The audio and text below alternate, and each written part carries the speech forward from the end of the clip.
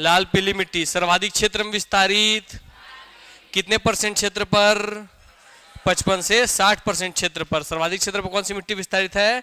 लाल पीली मिट्टी। लाल कलर किसके कारण होता है? फेरस की फेरिक, फेरस ऑक्साइड, और पीला कलर फेरिक ऑक्साइड। लाल मिट्टी का भैया पीएच क्या होता है? अम्लीय या क्षारीय? हाँ, अम्लीय, हल्का अम्लीय। कितना वैल्यू होता है? 6.8 होता है। चलिए, और लाल बलुई का क्या होता है? अम्लीय या क्षारीय?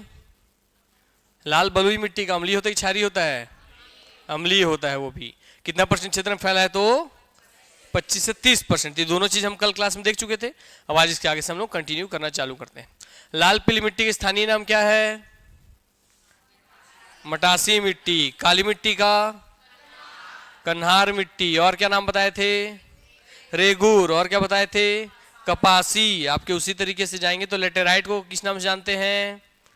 मुर्मिया भाठा, है ना, मुर्मिया भाठा। चलिए, काली मिट्टी के बारे में हम अध्ययन करेंगे जो सबसे सर्वाधिक उपजाऊ वाली होती है। तो इसका स्थानीय नाम क्या क्या है?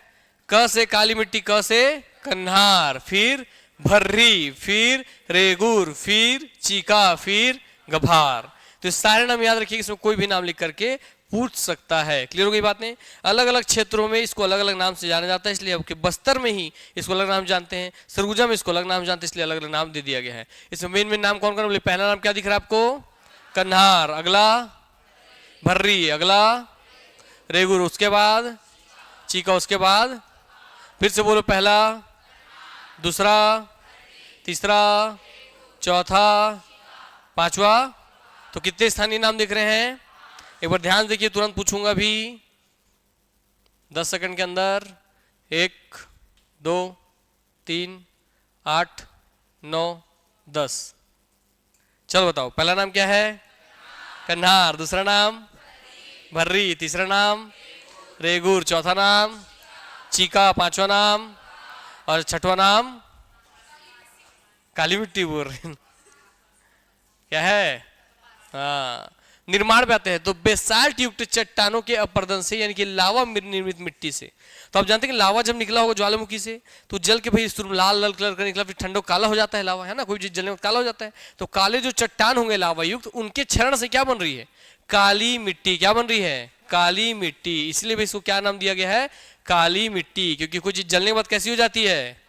और जल रही है मतलब किससे जलेगी? तो लावा ही सेल जो चट्टाने जली हुई है। तो कौन से सेल चट्टान का निर्माण होता है? लावा निर्मित मिट्टी। लावा निर्मित मिट्टी कौन सी है? क्लियर हो गई इतनी बातें? चलिए, बेसाल्ट युक्त चट्टानों के अपरदन से कौन सी मिट्टी बनती है? हाँ, आगे बढ़ते हैं। इसमें लावा वाला याद रखिएगा ना ध्यान से, कि लावा में जलने वाला जो कॉन्सेप्ट बताया उसको याद रखिएगा। वितरण उत्तरी छत्तीसगढ़ में कहां कहां पे मिलती है इसको देख लीजिए। ठीक है, तो कहां मिलती है? तो रिहंद, कन्हार, हसदेव नदी घाटी, अंबिकापुर, रामानुजगंज। इतने को ध्यान रखिए कि सरगुजा संभाग के इन क्षेत्रों में काली मिट्टी पाई जाती है। कहां कहां पे बोलेंगे? तो पहला क्या है? रिहंद कन्हार क्षेत्र। अगला कन्हार, कन्हार आपका क्षेत्र। फिर अगला हसदेव नदी घाटी। फिर अगला अंबिकापुर और रामानुजगंज। अंबिकापुर और रामानुजगंज। चलिए, मध्य छत्तीसगढ़ में कहा मिलती है? तो कबीर धाम के चिल्फी घाटी क्षेत्र, मुंगेली, बेमेतरा, बालोद, धमतरी और महासमुंद। ये पूरे एक एक जिले का नाम याद होना चाहिए, क्योंकि इनको ही पूछता है, इसको भी अकेले निकाल के पूछ लेगा। तो कबीर धाम को सेंटर बनाइए और उसके आसपास क्षेत्रों को एक बड़ा सा सर्कल खींचिए, ऑटोमेटिक टच हो जाएंगे। कबीर धाम से जब आप बनाएंगे ऊपर, तो ऊपर किसको टच करेगा? वो मुंगेली। जैसे अब दाहिने तरफ आएंगे तो किसको टच करेगा? बेमेतरा। उसके नीचे तरफ अगर बड़ा कर देंगे, कहां जाएंगे आप? बालोद और धमतरी और महासमुंद। तो रायपुर के किन दो क्षेत्रों में? रायपुर के किन क्षेत्रों में? और आपके दुर्ग संभाग के बेमेतरा और बिलासपुर के। ठीक है, और बेमेतरा में ये कबीर धाम भी आता है ना। ठीक, तो ध्यान में आ गया। काली मिट्टी कहां कहां मिलती है बताइए? दुर्ग संभाग के बताइए कहां कहां मिलती है? तो कबीर धाम, बेमेतरा, बालोद। दो रायपुर संभाग के धमतरी, महासमुंद। क्लियर हो गई बातें? बिलासपुर संभाग के मुंगेली। चलिए, मुंगेली अगर ध्यान देंगे तो कबीर धाम के ऊपर है, मतलब मुंगेली का दक्षिणी हिस्सा, इसलिए कभी तोड़ के पूछेगा तो उसी ध्यान रखिएगा। मुंगेली कौन से हिस्से में मिलेगी मिट्टी? काली मिट्टी दक्षिणी हिस्से में। बेमेतरा के पश्चिमी हिस्से में, राजनांदगांव खैरागढ़ चुई खदान के उत्तरी हिस्से में। समझ में आ गई बातें? इस तरीके से ध्यान रखना है। अगर वो क्षेत्र वाइज पूछना चालू कर दे तो उसके आसपास सर्कल हिसाब से आप लेकर के चलेंगे। क्लियर हो गई बातें? चलिए, और चिल्फी घाटी क्षेत्र कहां पर है? तो कबीरधाम से। चलिए, दक्षिण छत्तीसगढ़ में कहां पर है? तो इंद्रावती एवं सहायक नदी घाटी क्षेत्र में। क्लियर हो कितनी बातें? मुख्य रूप से आप देखेंगे तो आपको दिखेगा बस्तर के आसपास के क्षेत्र में दिखेगा, ठीक है। उसमें वैसे ट्रायंगुलर शेप में, डायगोनल शेप में फैला हुआ है। इसका मतलब काली मिट्टी बताइए पूरे छत्तीसगढ़ में फैला हुआ है कि केवल बीच के संभागों में? पूरे छत्तीसगढ़ में। कहां पर?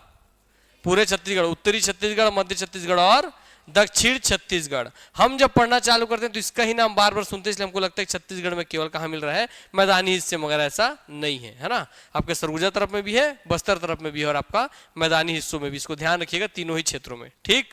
चलिए, मुख्य फसल रबी फसल के लिए सर्वाधिक उपयुक्त मिट्टी कौन सी है? अरे ऐसे ही पूछेगा कि रबी फसल के लिए सर्वाधिक उपयुक्त मिट्टी कौन सी है? कौन सी है? जैसे रबी फसल कौन कौन है?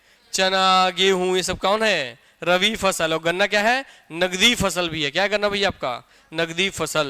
तो चना, गेहूं से कौन सी फसल है? रबी फसल है। तो चने की खेती के लिए कौन सा मिट्टी अच्छा होगा?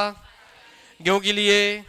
इसलिए कल बोले थे कि भाई दलहन वलहन सब चीज के लिए अच्छी हो जाती है मिट्टी, ठीक है। आइए आगे बढ़ते हैं, रंग चलते हैं। तो बारीक कणों वाली, कल याद कीजिए कण तोड़ के बताए थे कि इसमें बड़े बड़े कण थे कि बारीक कण था? कल पढ़ाए थे कि उससे क्या हो जाता है? बारीक कण होने से सरफेस एरिया बढ़ जाएगा, और सरफेस एरिया बढ़ने से क्या होगा? ज्यादा पानी एब्जॉर्ब करके रख पाएगा, इसकी वाटर होल्डिंग कैपेसिटी बढ़ जाएगी। चलिए, जल धारण क्षमता बढ़ जाएगी।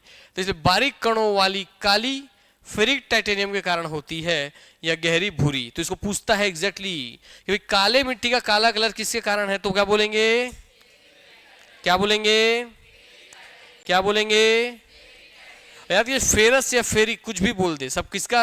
इसका भाई किसका है? ये आयरन का। किसका है? आयरन का, लौह का। तो ये क्या है? ये भी लोहे के कारण ही है। जैसे आप देखेंगे जंग जो होता है, जंग जब बहुत पुराना जंग होगा तो एकदम डार्क ब्राउन हो जाता होता है ना, डार्क ब्राउन, डार्क रेड, है ना, और लास्ट में उसको और देखते हैं लास्ट में हल्का काला दिखने लगता है। इसलिए फेरिक टाइटेनियम कारण ये तो गहरा भूरा दिखेगा, क्या दिखेगा? काला कलर का दिखेगा। कैसे दिखेगा? काला कलर का। क्लियर हो गई बातें? तो बोले काली मिट्टी के काले कलर होने के पीछे क्या कारण है? क्या पाया जाता है इसमें? ये शब्द याद रखना। इसमें फेरस ऑक्साइड, फेरिक ऑक्साइड था, यहाँ क्या है? Ferric titanium. क्या है? Ferric titanium. काली मिट्टी के गहरी भूरी होने का कारण क्या है? काली मिट्टी के काले कलर होने का। अब देखिए बाकी सब मिट्टी से थोड़ा अलग है, क्योंकि इसका पीएच मान क्या है? कैसा इसकी प्रकृति? तो भैया लाल पीली मिट्टी का प्रकृति कैसा है? अम्लीय। आपके लाल बलुई का, मगर इसका क्या है प्रकृति? तो किसकी प्रकृति क्षारीय है? किसकी प्रकृति क्षारीय है? और कितना वैल्यू उसका?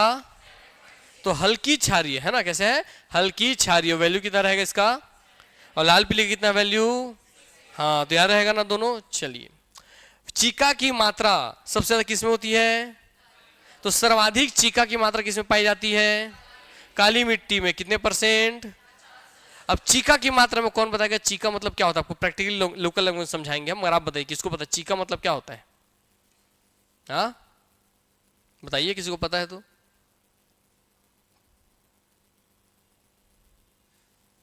बताइए। बालों तो धोते हैं। चीका मतलब ध्यान दीजिए, इसके कण कैसे होते हैं? एकदम बारीक होते हैं कि मोटे होते हैं? बारीक होते हैं सर। बारीक होते हैं तो ये क्या करता है? पानी ज्यादा होल्ड करता है, कम होल्ड करता है? ज्यादा होल्ड करता है। जो मिट्टी ज्यादा पानी रखेगी वो चिपचिपी कीचड़नुमा हो जाएगी कि सूखी सूखी रहेगी? कीचड़नुमा होगी ना, इसीलिए बोलते हैं जो उसका कीचड़नुमा आकृति बनना, कीचड़नुमा उसका रूप में बदलना ही क्या है? उसका चीका होना। और क्योंकि सबसे ज्यादा पानी कौन होल्ड करता है? यही। इसलिए सर्वाधिक चीका कौन होगा? यही। इसकी चीका फैसिलिटी कारण ही क्या होता है? जब ये चीका ग्रुप अधिक पानी होल्ड करेगा तो कीचड़नुमा, अगर आप काली मिट्टी खेत में उतर जाएंगे जिसमें पूरा गीला है, तो आपको पूरा हाथ पर पूरा नशा उसमें लसलसा आ जाएगा। वो मिट्टी छोड़ता ही नहीं, चिपक गया पूरा चिपक जाएगा। इसलिए बहुत ही स्मूथ हो जाता है, एकदम बारीक कण है तो छूने में आपको बहुत स्मूथ लगेगा, फाइन लगेगा, क्योंकि कीचड़नुमा आकृति है। उसको किसी आकृति में ढाल सकते हैं, इसलिए उसका उपयोग किस लिए किया जाता है? बाल वगैरह धोने में, क्योंकि भाई बालों से वो निकल जाता है बारीक कण होने के कारण। और कीचड़नुमा आकृति, तो कीचड़ से याद रखेंगे क्या? चीका। क्या रखेंगे? कीचड़ से चीका। तो वैसे समझ लीजिए। क्लियर हो गई बातें? और क्यों होता है ये? क्योंकि इसके कण जो है वो बारीक होते हैं, ठीक। इसलिए वाटर ज्यादा होल्ड करता है, इसलिए चीका सर्वाधिक होता है। चीका कितना % होता है इसमें? तो हर मिट्टी में चीका या कीचड़ बनने की क्षमता होती है, मगर सबसे ज्यादा किसमें दिख रहा है आपको? हाँ, किस कौन देखा? काली मिट्टी का खेत को देखो अपने आसपास, देखो ना कीचड़ हो जाता है ना पूरा पानी होने के बाद, वो है ना। हाँ, उसी लिए वेरी गुड, उसी चीज को बात कर रहे हैं हम लोग। देखिए उसी को पूछा है। तो अभी तो आपको केवल इतना पूछ रहा है चीका किस में सर्वाधिक है, आने वाले टाइम में इसका उपयोग पूछ लेगा, है ना, इसकी वैरायटीज पूछ लेगा, है ना, इसका किस वजह से हो रहा है ये पूछ लेगा। तो याद रखो चीका मतलब क्या? कीचड़, और कीचड़ की जितनी सारी फैसिलिटीज है सब इसमें उपयोग हो जाएगा। ठीक है, चलो। यह प्रदेश की सबसे उपजाऊ मिट्टी है, तो प्रदेश की सबसे उपजाऊ मिट्टी कौन है? काली मिट्टी। कौन है? कौन है? प्रदेश की दूसरी सबसे उपजाऊ मिट्टी लाल पीली मिट्टी। कौन है? हाँ, इस मिट्टी का प्रयोग शैम्पू के रूप में किया जाता है क्योंकि इसमें चीका या क्ले की मात्रा सर्वाधिक होती है। बोल दिया उसी बात को आखिर, है ना, कि इसमें चीका या क्ले की मात्रा अधिक है, फाइन कोर है, फाइन क्वालिटीज के होते हैं, इसलिए भाई क्या होता है इसको प्रयोग क्यों करते हैं हम लोग? आपका शैम्पू के रूप में। एग्जैक्ट ये लाइन आपके एनुअल टाइम पूछने वाला है, शैम्पू वाला। तो किस मिट्टी का प्रयोग आप शैम्पू की तरह कर सकते हैं? ठीक है, स्क्रबर की तरह कर सकते हैं, है ना, फेस वॉश के लिए भी कर सकते हैं, स्किन वॉश के लिए भी कर सकते हैं, सब में प्रयोग हो जाता है। ठीक है, याद रखना। किसके लिए भैया? तो काली मिट्टी का। किसका प्रयोग होता है? शैम्पू की तरह। यस। यह पानी के अभाव में दरार पड़ जाती है जो एक जुते हुए खेत के समान दिखाई देती है। इसी क्वेश्चन को एग्जैक्टली पूछा गया था कि वह कौन सी मिट्टी है जिसमें बड़ी बड़ी दरारें पड़ जाती हैं, जिसकी आकृति जुते हुए खेत के समान दिखाई देती है। तो कौन है वो? क्योंकि ये बहुत ज्यादा पानी अपने में होल्ड करती है, तो जैसे ही पानी का भाई इवेपोरेशन होता है तो पानी अंदर से निकलता है, तो एयर बबल के साथ निकलेगा तो बड़ी बड़ी दरारों के साथ फाड़ के बाहर निकलता है, इसको से पूरी बड़ी बड़ी दरारें आ जाती हैं। और इस बड़ी बड़ी दरारों का बहुत बड़ा फायदा पहुंचता है, जिसकी वजह से उपजाऊ है। क्योंकि दरारें बड़ी बड़ी होती है तो जो भी ह्यूमस वगैरह है इसके आसपास का घास फूस सब इसके अंदर चल जाता है, उसके अंदर तक धूप की रोशनी पहुंचती है, हवा पानी बरसात सब इसकी गहराई तक पहुंच जाता है, जिस कारण मिट्टी क्या हो जाती है? उपजाऊ हो जाती है। क्या हो जाती है? उपजाऊ हो जाती है। क्लियर हो गई बातें? इसका यार कि जो इसमें बड़े बड़े दरारें पड़ रही हैं, इस दरार की वजह से बहुत बड़ा उसका योगदान है कि इसमें क्या हो जाता है? ये बहुत उपजाऊ हो जाता है। क्लियर हो गई बात? क्योंकि उस दरार से हवा पानी धूप की रोशनी कीड़े मकोड़े पेड़ पत्ते सब सड़ गल के भैया इसको उपजाऊ बना देते हैं। क्लियर हो गई बातें? ध्यान रखिएगा। आइए, काली मिट्टी में चूना पोटास एल्यूमिनियम तथा लौह की मात्रा अधिक एवं फॉस्फेट नाइट्रोजन जीवाश्म का अभाव होता है। किसका अभाव होता है? जीवाश्म का अभाव। किसका अभाव? क्यों जीवाश्म का अभाव है? क्योंकि सर जब लावा मिट्टी से इसका निर्माण हुआ है, लावा से इसका निर्माण हुआ है, तो लावा तो पृथ्वी के अंदर से निकल रहा है और पृथ्वी के गर्भ में तो कोई जीव जंतु है ही नहीं। तो जिस लावा जिससे सेल बना, जिस सेल से मिट्टी बनी, उसमें जीवाश्म नहीं, तो इसमें जीवाश्म होगा क्या? नहीं। इसलिए इसमें क्या नहीं होगा? जीवाश्म नहीं होगा। जीवाश्म नहीं तो उसमें क्या नहीं होगा? नाइट्रोजन नहीं होगा। और क्या नहीं होगा? फॉस्फेट नहीं होगा। क्लियर हो गई इतनी बातें? ध्यान रखिएगा। आइए, और क्या क्या अधिक होंगी इसमें? चूना पोटास और एल्यूमिनियम। ठीक है, चलो। छत्तीसगढ़ में उच्च भूमि में पाई जाने वाली काली मिट्टी को क्या कहते हैं? तो एग्जैक्टली लाइन पूछा है और भैया पूछेगा आने वाले टाइम फिर में कि छत्तीसगढ़ में उच्च भूमि में पाई जाने वाली काली मिट्टी को क्या कहते हैं? क्या कहते हैं? क्या कहते हैं? क्या कहते हैं? चलिए आगे ध्यान रखिएगा, है ना, इसलिए इसका नाम पढ़ रहे थे ना आप लोग यहाँ पे, भर्री।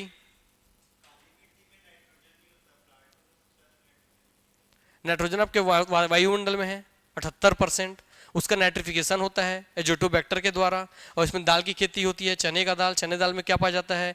राइजोबियम पर नामक बैक्टीरिया पाया जाता है जो क्या बोलते हैं नाइट्रिफिकेशन करता है। नाइट्रिफिकेशन से पेड़ों को क्या देता है? वो क्या देता है? नाइट्रोजन दे देता है। ठीक है, चलो आओ आगे बढ़ते हैं।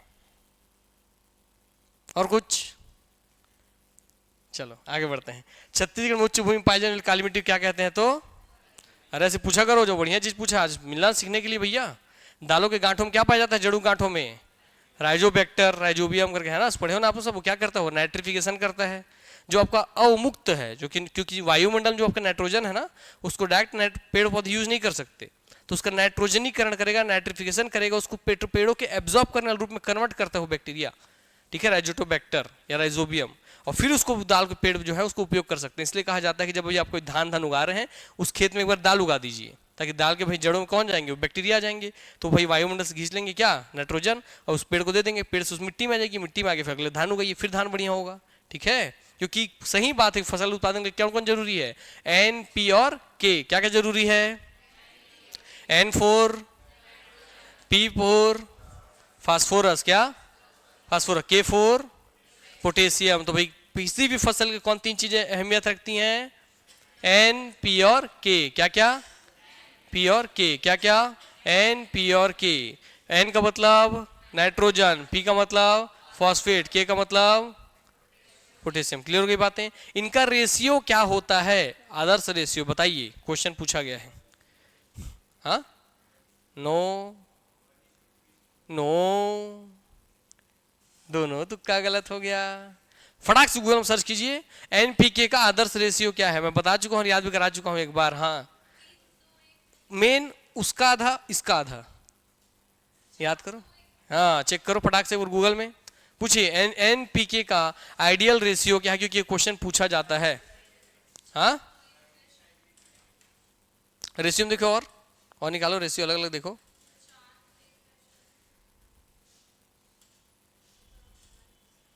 और इसके रेशियो को अलग अलग अनुपात में लिखता है। सभी अनुपात आपकी कॉपी में लिखा हुआ होना चाहिए, क्योंकि अलग अलग अनुपात को अलग अलग एग्जाम में पूछता है, क्योंकि हर पेड़ के लिए जरूरी है एनपी और के। 4:2:1 है ना? हाँ, तो बोला ना, मेन उसका आधा उसका आधा, तो इसलिए क्या रेशियो रहेगा? 4:2 और 1। क्या रेशियो? हाँ, तो 4 के रेशियो में क्या रहेगा? 2 के रेशियो में और 1 के रेशियो में, इसको मिला करके हम लोग बना देते हैं भैया परफेक्ट रेशियो। क्लियर हो गई बातें? चलिए, छत्तीसगढ़ में होने वाली कुल कृषि का 15 से 20% कृषि किसमें होता है?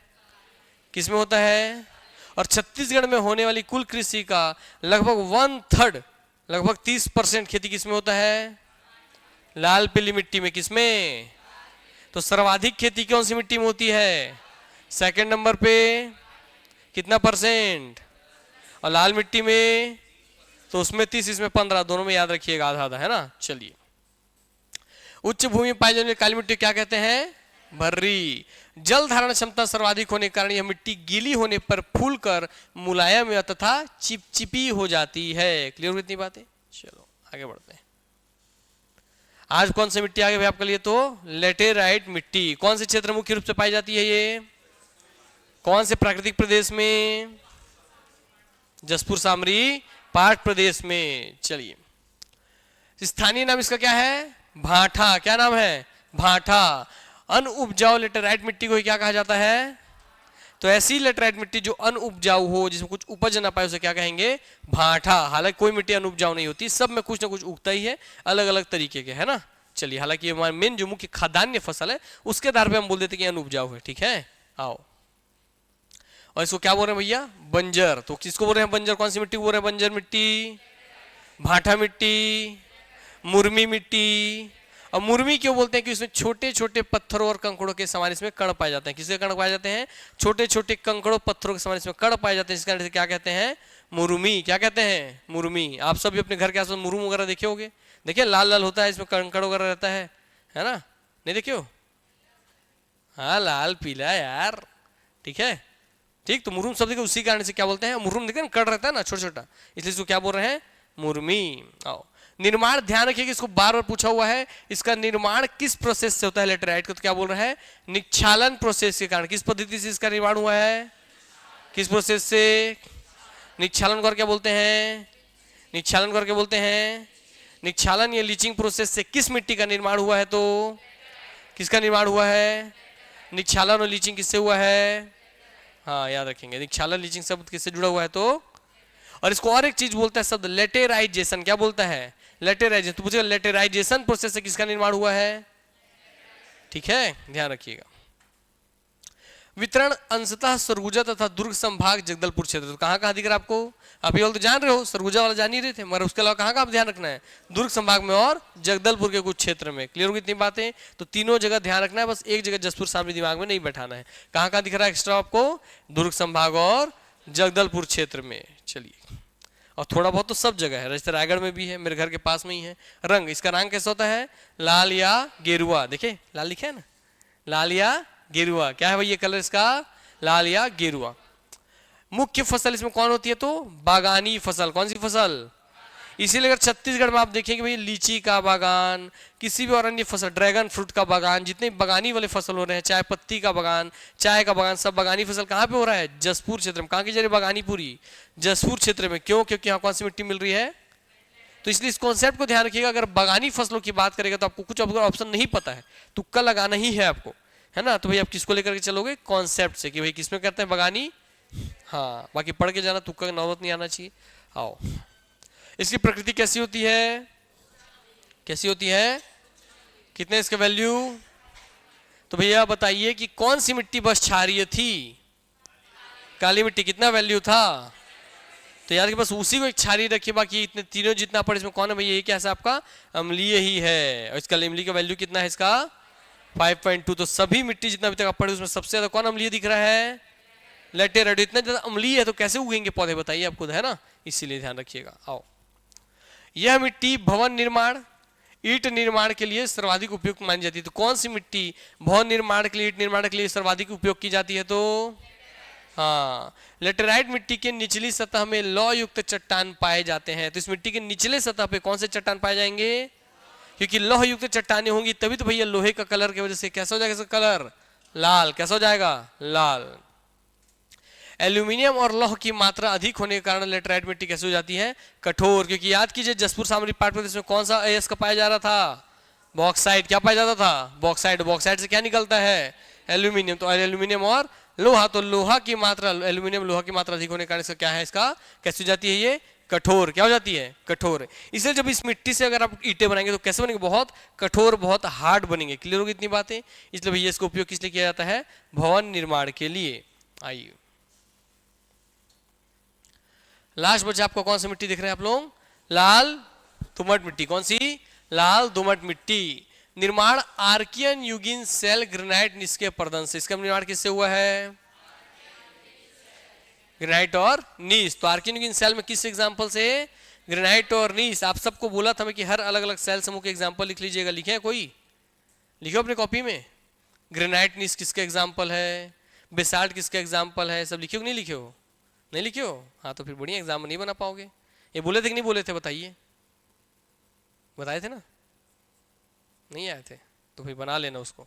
ठीक है, जितना पढ़े आग्नेय, अवसादी और कौन सा कायांतरित, इन सभी के एग्जाम्पल को आप लोग लिख करके पूरा लिस्टिंग तैयार कर लेंगे, है ना। गूगल से सर्च करेंगे फट से निकल जाता है, उन सबका लिस्ट बना के रख लेना। कौन कौन से आग्नेय के एग्जाम, जैसे ग्रेनाइट और निस किसके एग्जाम्पल है, आग्नेय के। वैसे ग्रेफाइट किसके एग्जाम्पल पूछ लेगा तो कैसे करोगे, ग्रेनाइट, ग्रेफाइट इसको टोका भी था, बताया था कि इसमें ग्रेनाइट है, ग्रेफाइट क्लास में बुलवाया भी था। सब पढ़ो और भूल जाओ, फिर बाद में बोलो सर हम तो ठन ठन गोपाल हो गए हैं। चलो बेटा आओ आगे बढ़ते हैं। तो बताइए लाल दोमट मिट्टी का निर्माण किससे हुआ है, किससे, जोर से बोलो। और उसमें किससे, तो ग्रेनाइट की मूर्ति वगैरह देखते हैं ना, बस उसी तरह के सेल चट्टानों से उसके अपरदन से बने हैं। कितने प्रतिशत क्षेत्र पे है ये, तो भाई सबसे ज्यादा क्षेत्र पे क्या पढ़े थे आप लोग, कितना परसेंट, 55 से 60%। सेकेंड नंबर पर, पहले नंबर पर लाल पीली मिट्टी 55 से 60%। दूसरे नंबर पर लाल बलुई मिट्टी कितने परसेंट क्षेत्र पे, 25 से 30% क्षेत्र में। उसका अगले कौन है, लाल दोमट मिट्टी कितने परसेंट क्षेत्र पे। तो छत्तीसगढ़ में मुख्य रूप से 3 दिखे आपको, कौन कौन से हैं, चलिए आगे बढ़ते हैं आप। यह मिट्टी जल के अभाव में हो गया ना हुई, हाँ, एक मुख्य रूप से कहाँ मिलती है, तो ये आपका सुकमा और दंतेवाड़ा। जगदलपुर का दक्षिणी हिस्सा, दंतेवाड़ा का पूर्वी हिस्सा और सुकमा का उत्तरी हिस्से में कौन से मुख्य रूप से मिट्टी पाई जाती है, तो हाँ मैप याद कीजिए, देखिए मैप में समझ में आ जाएगा, जो मैप हम लोग देखे थे शुरू में ही। देखिए लाल दोमट कहाँ दिख रही है आपको, ये रहा दंतेवाड़ा, तो दंतेवाड़ा के हिस्से में होगा। और कहाँ दिख रहा है आपको, जगदलपुर में दिख रहा है, जगदलपुर के साथ साथ सुकमा में। क्लियर हो गई बातें, ध्यान रखिएगा। तो जगदलपुर का दक्षिणी हिस्सा, दंतेवाड़ा का पूर्वी हिस्सा या दक्षिण पूर्वी हिस्सा, और इसका पूरा सुकमा जिला। ठीक है, इसमें मुख्य रूप से पूर्वी क्षेत्र में।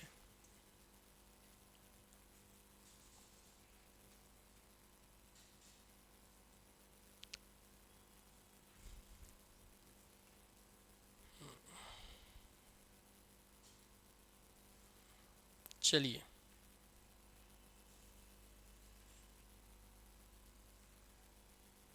ठीक, तो कहाँ इसका मुख्य वितरण कहाँ पे है इस मिट्टी का, सुकमा और दंतेवाड़ा। लाल दोमट मिट्टी किन जिलों में मुख्य रूप से पाई जाती है, किस भाग में मुख्य रूप से पाई जाती है, हाँ।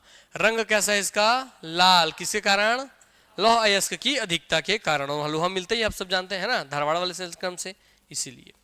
यह मिट्टी जल के अभाव में पत्थर के समान क्या हो गई है, कठोर हो गई है। तो कौन सी मिट्टी में जल के अभाव में एकदम पत्थर समान हो गई है, तो हाँ, इस मिट्टी के रचक कण बड़े आकार के होंगे। किसके आकार के होंगे, बड़े बड़े रचक कण, बारीक बारीक जो कण पड़ते, काली मिट्टी में कैसे होते हैं रचक कण, बारीक होते हैं, एकदम बारीक बारीक छोटे छोटे होते हैं। और इसमें क्या है तो पूछेगा किसके रचक कण एकदम बारीक बारीक होते हैं, तो क्या बोलेंगे, और किसके बड़े बड़े होते हैं।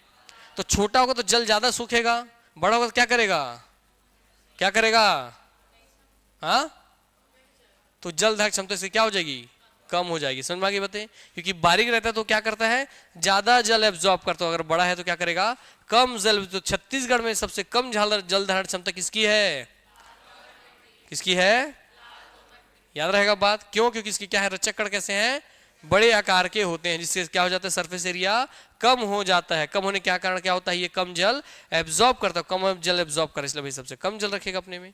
ठीक, चलिए। तो इस मिट्टी के रचक कण बड़े आकार के होने के कारण इसमें बड़े बड़े छिद्र होते हैं। यही कारण है कि इस मिट्टी की जल धारक क्षमता सबसे कम होती है।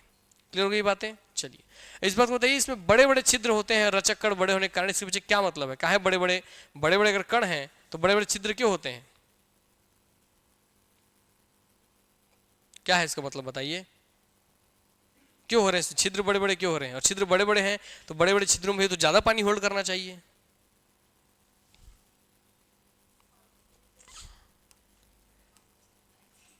मैंने बह जाता है, कोई बह नहीं बताए थे यार जितना, देखो बता रहे हैं। अगर इस मिट्टी को ध्यान समझो, ये सारे जो कॉन्सेप्ट ऐसे बता रहा हूँ, इस सब में उसी कॉन्सेप्ट को अपने शब्दों में जमा के पूछेगा, ध्यान रखिएगा। मान लीजिए मिट्टी का मैं 1x1 का स्क्वायर काट के निकाल दिया, क्लियर हो गई बात है। अब इसमें इसके रचक कण जो है वो बारीक बारीक नहीं, कैसे हैं, बड़े बड़े, कैसे हैं, बड़े बड़े हैं। ठीक है, क्लियर हो गई बात है।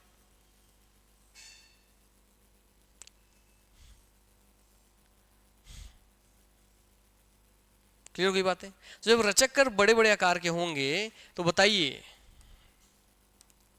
ये खाली क्षेत्र बड़े बड़े मिल जाएंगे कि नहीं मिल जाएंगे, मिल रहे हैं खाली क्षेत्र बड़े बड़े, मिल रहे कि नहीं मिल रहे हैं। क्योंकि रचक कण छोटे छोटे होते तो क्या होता, सब जगह छोटे छोटे कण बैठ जाता, फिक्स हो जाता जाकर के। और जब मिट्टी के कण ही इसमें कम है, खाली जगह ज्यादा है, तो पानी रखेगा क्या अपने में, नहीं रख पाएगा ना। क्योंकि भाई जो पानी एब्जॉर्ब कौन करेगा, मिट्टी के कण, और मिट्टी कण कैसे इसमें कम है, बड़े बड़े आकार के हैं। और इसी को छोटे अगर छोटे छोटे टुकड़ों में तोड़ देता, तो इसको तोड़ देता भाई, तो इस जगह में आ जाकर कोई फिट हो जाता, इस जगह में कोई फिट हो जाता, तो बड़े पूरे बारीक कण होने के कारण क्या हो जाता है, मिट्टी कण ज्यादा होते, रचक कण ज्यादा होंगे तो क्या होगा, पानी ज्यादा एब्जॉर्ब करेगा, है ना। बारीक होंगे तो फिट बैठ जाएंगे तो जो ब्लैंक स्पेस है, खाली स्पेस है, वही अपने में ज्यादा पानी होल्ड कर पाएगा। समझ में आ गया बात, ध्यान रखना इस चीज को। चलो, और कुछ बह जाते नहीं यार जितना, है ना, बहाओ मत आओ। अब अगला कौन सी मिट्टी होगा भैया, डोरसा मिट्टी। कौन आ गया अगला आपका, तो डोरसा कौन सी दो मिट्टियों का भैया मिश्रण होता है, लाल पीली मिट्टी और, अब लाल पीली मिट्टी तो आप पढ़ लियो पूरा कि सर पूरे हमारे महानदी बेसिन में और आपके पूर्वी बुंदेलखंड के पठार में फैला हुआ है। और काली मिट्टी आप देखिए कि दुर्ग संभाग से पूरा ट्रायंगुलर डायगोनली आकर के भैया रायपुर संभाग तक फैला हुआ है। तो डोरसा कहाँ पाई जाएगी, उसी के आस पास के क्षेत्र में। क्लियर हो गई बातें। चलिए, जहां पे वो दोनों मिलते हैं आपस में, तो आइए देखते हैं मिश्रण क्या है, काली मिट्टी और लाल पीली मिट्टी का मिश्रण को क्या कहते हैं, डोरसा। डोरसा मिट्टी किन दो मिट्टियों के संगम से बनी है, तो ठीक है, काली मिट्टी या मटासी मिट्टी, या काली मिट्टी या लाल पीली मिट्टी, रेगुर मिट्टी या मटासी मिट्टी, कैसे भी घुमा पूछेगा, मतलब वही है। निर्माण ग्रेनाइट चट्टानों के अपर्दन से, तो इसका निर्माण कैसे हुआ है, किसके अपर्दन से, हाँ। वितरण उत्तरी छत्तीसगढ़, मध्य छत्तीसगढ़, दक्षिण छत्तीसगढ़, सब जगह में काली मिट्टी है। क्योंकि याद कीजिए काली मिट्टी कहाँ है, तीनों जगह में है। और जहां जहां काली मिट्टी होगी तो लाल मिट्टी भी सब जगह है, इसलिए मिश्रण कहाँ होगा, सब जगह फैला हुआ होगा। क्लियर हो गया इतना बात ना। चलिए तो देखते हैं उत्तर क्षेत्र में क्या रामानुजगंज पढ़े थे आप लोग काली मिट्टी में, हाँ, तो रामानुजगंज में रहेगा। उसके साथ साथ अन्य क्षेत्र में प्रतापपुर, कुसमी क्षेत्र, ईब नदी घाटी क्षेत्र में। तो बताइए उत्तरी क्षेत्र में कहाँ कहाँ पे काली मिट्टी, आपका डोरसा मिट्टी, तो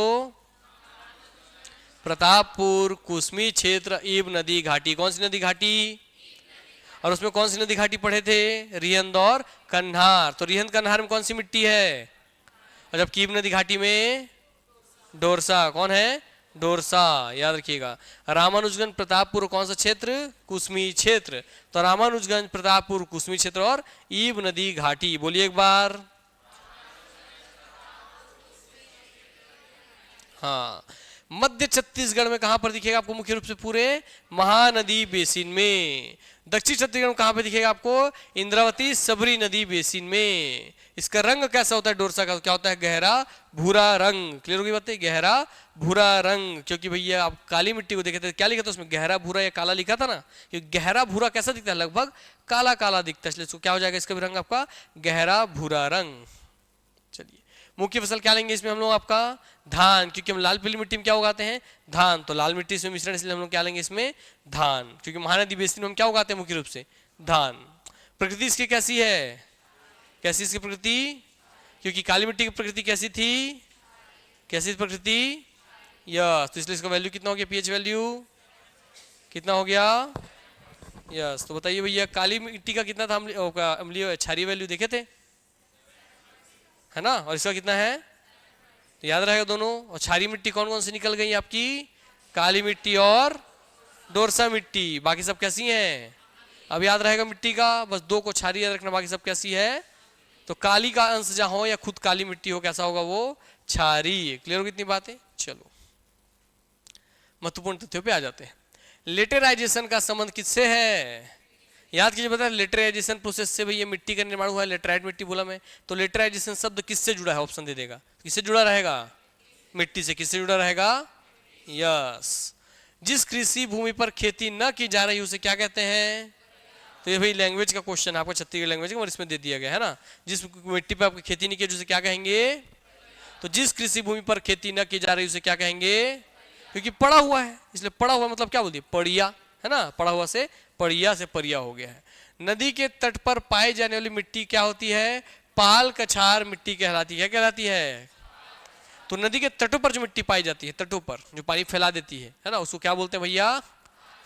क्या बोलते हैं? क्या बोलते हैं? याद रखेंगे, क्या बोलते हैं? छत्तीसगढ़ में विद्यमान मिट्टियों को स्थानीय आधार पर 4 भागों में विभाजित किया गया है।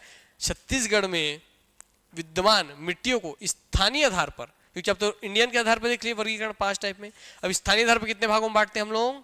4 भागों में। कितने भागों में? 4 भागों में। किस नाम से बोलते हैं? पहला क्या है? मटासी मिट्टी, दूसरा कन्हार मिट्टी, तीसरा भाटा मिट्टी, चौथा डोरसा मिट्टी। तो ये पूछ लेगा कभी एग्जैक्ट लाइन प्रयोग करके, छत्तीसगढ़ में विद्यमान मिट्टियों को स्थानीय आधार पर कितने भागों में बांटा गया है? स्थानीय आधार पर। स्थानीय आधार पर पहला कौन है? तो मटासी किसको बोलते हैं? लाल पीली मिट्टी को ही, सबसे ज्यादा वही है तो उसको रखना पड़ेगा ही। सेकंड नंबर कौन है? काली मिट्टी, तो उसको रखना ही पड़ेगा ही। तीसरा कौन है भैया? लेटराइट मिट्टी, तो उसको रखना पड़ेगा ही। चौथा कौन है? डोरसा। तो इसमें 2 मिट्टी को गायब कर दिया। कौन सी 2 मिट्टी है? लाल बोली और लाल दोमट। याद रहेगा ना। क्यों गायब कर दिया? क्योंकि जो मटासी मिट्टी है इसका ही विकास क्रम का वो हिस्सा है। क्लियर की बात है ना। लाल बलुई, लाल दोमट सब लाल पीली मिट्टी के विकास क्रम का हिस्सा है। क्लियर हो गई बातें।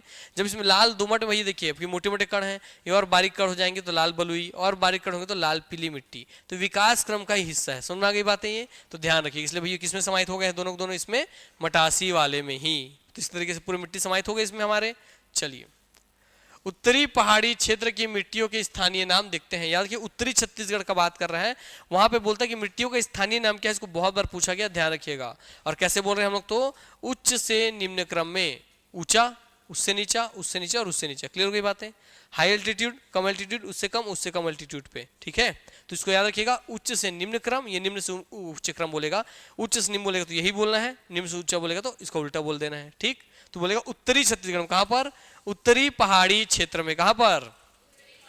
तो उत्तरी सरगुजा संभाग के जो पहाड़ी क्षेत्र है वहां पे जो मिट्टी होते हैं उनके बारे में बात हो रहा है। तो ये देखिए, उनको बोलता है टिकरा, छावर, गाद छावर, बाहरा। क्या क्या बोलता है? उसको गोदा मत बोलो, गाद छावर बोलो। क्या बोलोगे? गाद छावर और बाहरा। क्या बोलोगे? पूरा बोलो। पहला क्या है?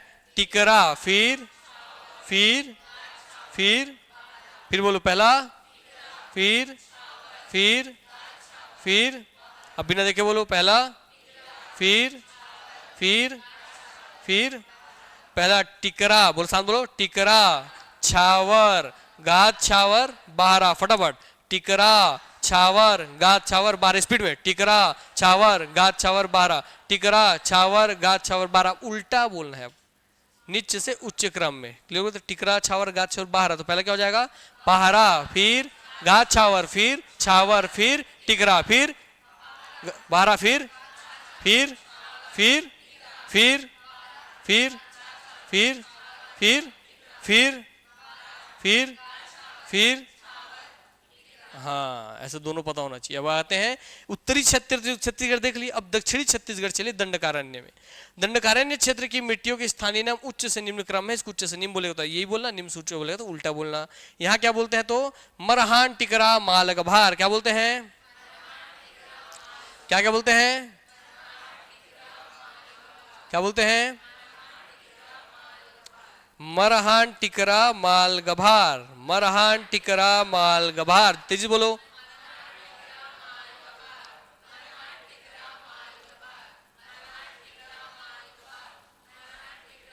अब उल्टा बोलो। मरहान, टिकरा, माल, गभार। मरहान, टिकरा, माल, गभार। तो गभार, माल, टिकरा, मरहान। गभार, माल, टिकरा, मरहान। गभार, माल, टिकरा, महान। एक ठो याद कर लेना, वहां तो उल्टे बनाए लोग है कि नहीं। चलो बाकी आदत अपने बना कर, बहुत बार पूछा है इसको तो याद रखना। उसको इसमें मत मिला देना, इसको उसमें मत, क्योंकि टिकरा यहाँ भी है, टिकरा यहाँ भी है, याद रखना है ना बात को। तो मिश्रण मत कर देना, वहां पहले नंबर पे या दूसरे नंबर पे आ रहा है। ठीक है, चलिए अब आज कौन सा टॉपिक पढ़ेंगे हम लोग भैया? छत्तीसगढ़ की जलवायु। क्या चालू करेंगे आज हम लोग? छत्तीसगढ़ की जलवायु। तो पहले ही शब्द ले लेते हैं कि जलवायु शब्द का मतलब क्या होता है, बताइए। जल और वायु, आपका बॉटल उसमें है ना जल और वायु, तो हो गया ना जलवायु। तो बताओ जलवायु का मतलब क्या होता है, शब्द का मतलब बताइए। बारिश। और बोलिए जलवायु शब्द का मतलब क्या समझते हैं? तो आज समझ लीजिए अच्छे तरीके से। जलवायु शब्द का मतलब कुल मिला के इतना ही है, जल और वायु का मिश्रण, जल और वायु का अनुपात, या जलवायु का भैया रेशियो। क्लियर नहीं बात है? अब देखिए क्या इसका मतलब है कि जो वायु है, मान लीजिए वायु का एक बबल है ना, वायु का एक बबल हम लोग ले लिए, एक बॉल ले लिए, वायु का एक बबल है, ठीक है। क्लियर, ये वायु का एक डब्बा है, ये वायु पूरा इसमें भरा हुआ है, ये वायु से ही बना हुआ है। इस बबल में कितने अनुपात में जल है, कितने परसेंटेज में जल है, उसी के मिश्रण को इस वायु में जल के अनुपात के मिश्रण को हम क्या बोलेंगे? जल वायु कहेंगे। मगर मैटर ये करता है कि अगर यहाँ चार अलग अलग वायु लेता हूं मैं, और इसमें चारों भैया अलग अलग परसेंटेज पे भरे हुए हैं, तो इसके पीछे जिन कारणों के कारण वायु में जल की मात्रा डिसाइड होती है, उन सभी को मिला के क्या कहा जाता है? जल वायु। क्या कहा जाता है? क्योंकि वायु में कितना जल होगा ये अपने आप से तो डिसाइड नहीं होगा, इसकी वजह से कुछ ना कुछ भैया आपके भौतिक जियोग्राफिक कारण डिसाइड करेंगे इन चीजों को, है ना। कि गर्मी ज्यादा तो भैया भाप ज्यादा, भाप ज्यादा तो पानी ज्यादा, डिसाइड करेगा ना ये सब चीज। तो इस तरीके से जितने फैक्टर अब इससे जुड़े हुए होंगे, उन सारे फैक्टर के कारण वायु में उपस्थित जल की मात्रा को हम क्या कहते हैं? जल वायु।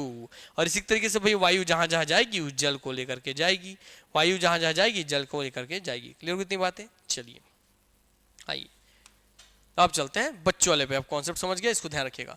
जलवायु मौसम शब्द से लिया गया। किससे लिया गया है? मौसम। मौसम शब्द से क्या लिया गया है? जलवायु। और मौसम कैसी शब्द है आपका? कैसा शब्द है? अरबी भाषा का शब्द है। क्लियर हो गई बातें? आइए, छत्तीसगढ़ में उष्ण कटिबंधीय मानसूनी जलवायु पाई जाती है। छत्तीसगढ़ में कैसी जलवायु पाई जाती है? उष्ण कटिबंधीय मानसूनी जलवायु। कैसी जलवायु? उष्ण कटिबंधीय मानसूनी जलवायु। कैसी जलवायु? ठीक है। अब लास्ट टाइम पे हम मॉर्निंग में जब पढ़ाए थे तो हम पढ़ाए भैया कि जलवायु में बहुत सारे नाम आते हैं यहाँ पे, उष्णकटिबंधीय, उप आर्द्र, महाद्वीपीय जलवायु। क्लियर हो गई बात है? छत्तीसगढ़ जलवायु में क्या क्या शब्द आ जाते हैं? उष्णकटिबंधीय, उप आर्द्र, महाद्वीपीय जलवायु। क्या क्या बोलिए एक बार फिर से बोलिए? उष्णकटिबंधीय, उप आर्द्र, महाद्वीपीय जलवायु। क्लियर हो गई बातें? तो जब इसको पढ़ाया गया तो लास्ट टाइम एक बच्चे ने जब एक गलती किया, जो सुबह टाइम पे आते हैं, आप में सीनियर है वो, जो टोपी पहन के आते हैं, जॉब करते हैं शायद, उन्होंने जब बताया तब मुझे पता चला कि ऑप्शन दे दिए थे उनको, तो उनको लगा कि चारों अलग अलग चीजें हैं तो उसको अलग अलग लेकर के चलना, इसलिए वो क्वेश्चन को भाई गलत मार के आ गए। नहीं, इन सबको मिला के क्या हमारी जलवायु है। क्लियर हो गई बातें? तो जिसमें इनमें से कोई भी शब्द दे दे, उनको लगा कि उष्णकटिबंधीय, उपाद्र, महाद्वीपीय जलवायु, अब इतना बड़ा नाम बताए थे तो उष्णकटिबंधीय नहीं आएगा इसमें, उपाद्र इसमें नहीं आएगा, उप महाद्वीपीय इसमें नहीं आएगा, ऐसा नहीं है ना। ये सारी अलग अलग क्वालिटीज है और इस सारी क्वालिटी मिलाकर क्या होता है? हमारे छत्तीसगढ़ का पूरा जलवायु बनता है। ठीक है, तो सब अलग अलग शब्द है, इनके पीछे अलग अलग कारण है, हम सब कारणों को समझेंगे, चिंता मत कीजिए। ठीक, आइए। छत्तीसगढ़ में वर्षा मुख्यतः किस पे आधारित है? किस पे आधारित है?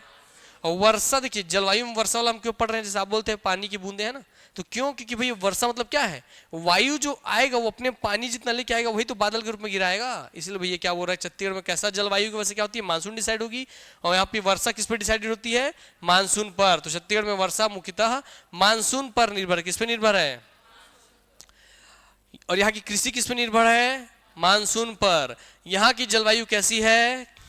तो अब देखिए उष्णकटिबंधीय हो गई और क्या हो गई, मानसूनी। तो मानसूनी शब्द का मतलब क्या हो गया कि जिस भी क्षेत्र की कृषि, खेती, वर्षा किस पे डिपेंड करती हो, मानसून पर, वहां की जलवायु कैसे हो जाएगी, मानसूनी हो जाएगी, है ना। आइए आगे बढ़ते हैं।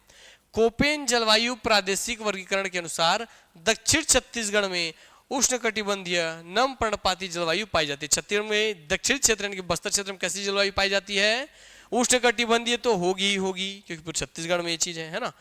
फिर नम पर्णपाती, कैसी, नम पर्णपाती, तो इसको एग्जैक्टली ध्यान रखिएगा ऐसे। किस क्षेत्र में ये, दक्षिणी छत्तीसगढ़ में। कहां पर, दक्षिणी छत्तीसगढ़। कौन सा प्राकृतिक प्रदेश, दंडकारण्य। कौन सा, दंडकारण्य। वहां कैसी जलवायु पाई जाती है, उष्णकटिबंधीय, उष्णकटिबंधीय हो गई, साथ में नम पर्णपाती जलवायु, कैसी, हाँ।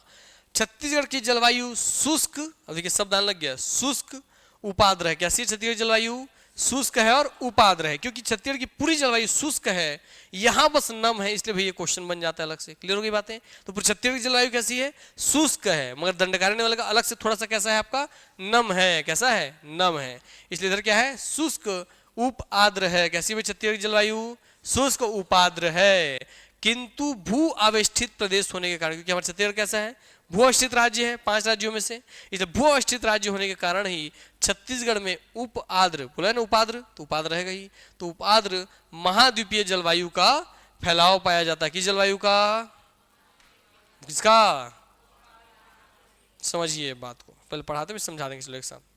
छत्तीसगढ़ में औसत वार्षिक वर्षा कितनी होती है,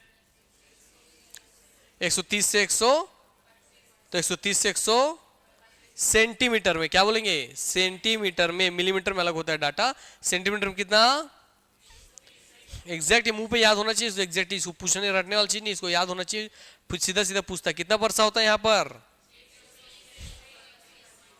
कितना, 130 से 100। प्रदेश में मानसून का आगमन सर्वप्रथम कहां पे होगा, बस्तर क्षेत्र में। बस्तर क्षेत्र में कब आ जाता है मानसून, 10 जून में आ जाता है। क्लियर हो गई इतनी बातें, चलिए।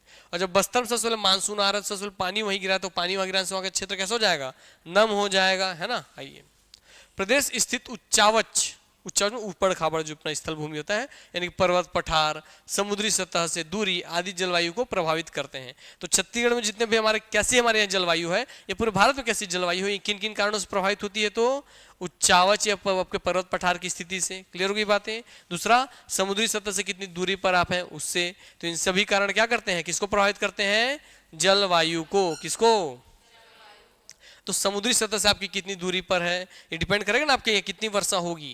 क्योंकि अगर समुद्र से बहुत दूर में आप हैं, तो जितना आपके आप तक आते आते आते पूरा पानी गिरा देगा बादल, तो आपके पास पानी रहेगा ही नहीं। इसलिए दूरी मायने रखता कि नहीं रखता है, बताइए, रखता है। दूसरा बात हो जाए उच्चावच, आप आ तो गए कबीरधाम, मगरधाम कौन आके खड़ा हो गया, मैकल पर्वत श्रेणी, इधर कबीरधाम है, आया बादल ऊपर से निकल गया, इधर पानी नहीं गिराया, बन गया कि नहीं बन गया, तो पर्वत कारण क्या हो गया, वृष्टि छाया प्रदेश बन गया। इसलिए कौन प्रभावित करता है, उच्चावच। कौन प्रभावित करता है, उच्चावच, पर्वत और पठार। ठीक, चलिए। और देखिए इसी में देखिए पठार, जो हमारा जसपुर सामरी पाट प्रदेश है, वो ऊंचा तो है, मुझ पर एक समतल है, तो जैसे ऊपर उठेगा, जितना ऊपर उठता है तो पानी गिराने लगता है, तो ऊपर उठ गया, उसको तो ऊपर, और उसको नोकीला हिस्सा नहीं मिला, चौकोन हिस्सा मिला, इसलिए वहां पर क्या करेगा, भरपूर पानी गिराएगा। तो जसपुर सामरी पाट प्रदेश क्या होता है, भरपूर पानी प्राप्त होता है। क्लियर हो कितनी बात है ना, क्योंकि कैसा है, वो पाट प्रदेश है, ऊंचा होकर के ऊपर समतल क्षेत्र है। ध्यान रखिएगा इस बात को, इसी क्वेश्चन आगे मिलेगा आपको, देखेंगे खुद आप। चलो, छत्तीसगढ़ के जसपुर क्षेत्र देखिए आ गया, उत्तर पूर्वी भाग में तापमान औसत रूप से क्या होता है, कम होता है, निम्नतम होता है। क्यों ऐसा हो रहा है, क्योंकि इसका उच्चावच क्या है, पठारी है। कैसा है, पठार। तो जैसे ही बादल भी ऊपर उठने लगता है, ऊपर उठने लगता है, तो पानी गिराना चालू करता है, तो समतल एरिया मिल जाता है, तो पूरे मैदान इससे पानी गिरा देता है अपना। क्लियर हो गई बात है ना, चलिए। और पानी गिरेगा तो तापमान कैसा हो जाएगा, निम्नतम। तो औसत रूप से सबसे निम्न तापमान कहां पे रहता है, कहाँ पे? हाँ, जसपुर सामरी पाट प्रदेश में, और उसमें भी जसपुर क्षेत्र में। छत्तीसगढ़ के किस क्षेत्र में? तो उत्तर पूर्वी भाग में, जसपुर सामरी पाट प्रदेश में, और कहाँ पर जिले में? तो जसपुर में। छत्तीसगढ़ में सर्वाधिक, देखिए वहां अगर औसत तापमान सबसे कम है तो औसत वर्षा भी तो ज्यादा मिलेगा ना उसको, तो औसत वर्षा भी अच्छा खासा वहां प्राप्त होता है, ये बात भी ध्यान रखिएगा। छत्तीसगढ़ में सर्वाधिक वर्षा वाला कृषि जलवायु प्रदेश कौन है? बस्तर का पठार। कौन है? तो इसको एग्जैक्ट इसी लाइन को, छत्तीसगढ़ में सर्वाधिक वर्षा वाला कृषि जलवायु प्रदेश कौन है? तो हाँ, कितने सेंटीमीटर वर्षा होती है यहाँ पर? कितने सेंटीमीटर? 152.1 सेंटीमीटर। तथा न्यूनतम वर्षा वाला कृषि जलवायु प्रदेश छत्तीसगढ़ कौन है? तो मैदान है। कौन है? मैदान है। कितना वर्षा होता है यहाँ पर? तो वो 152, ये 122, वो 152, ये 122। क्लियर हो गया? तो छत्तीसगढ़ में कितना वर्षा हो रहा है? तो 130 से 132 औसत है ना, सब सेंटीमीटर में। ठीक हो गया बात? अब देखिए, छत्तीसगढ़ में वर्षा मुख्यतः दक्षिण पश्चिमी मानसूनी हवाओं से होती है, जिसकी प्रथम शाखा बंगाल की खाड़ी से 90% वर्षा तथा द्वितीय शाखा अरब सागर से 10% वर्षा लेकर के आती है। अब ऐसा क्यों रहा भाई, बंगाल की खाड़ी से जो वर्षा आ रही है वो 90% ला रही है, और जो हमारे अरब सागर से आ रही है वो 10% लेकर के आ रही है, जबकि हमारी मानसून पूरे भारत में जो प्रवेश करती है वो मानसून कहाँ से प्रवेश करती है? अरब की शाखा से, दक्षिणी पश्चिमी दिशा से। अरब की शाखा से मानसून सबसे ज्यादा प्रवेश करती है। फिर हमारे यहाँ उसमें वर्षा कम क्यों मिल रहा है बताइए?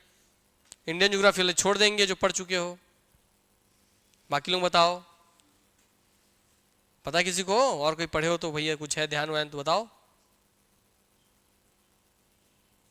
बताओ क्यों ऐसा है कि जिस अरब सागर से हमारे पूरे भारत में सबसे ज्यादा वर्षा किससे मिल रही है आपको? अरब सागर से। तो छत्तीसगढ़ में इससे कम क्यों मिल रही, केवल 10%?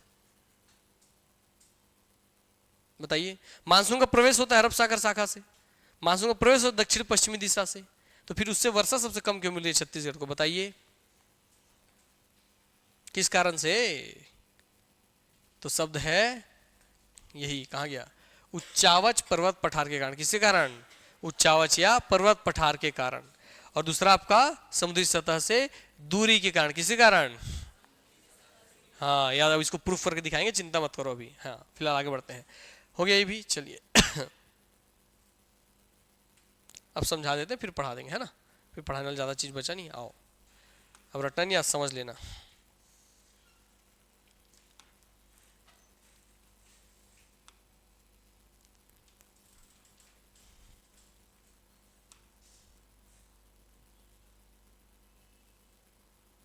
पेंजिया पेंथालासा।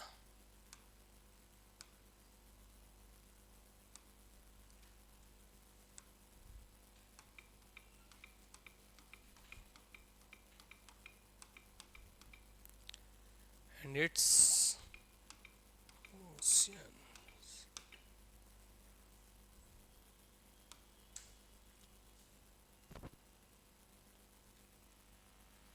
किस डायग्राम को ले लिया जाए समझाने के लिए? इसी को ले लेते हैं, रंग बिरंगे को।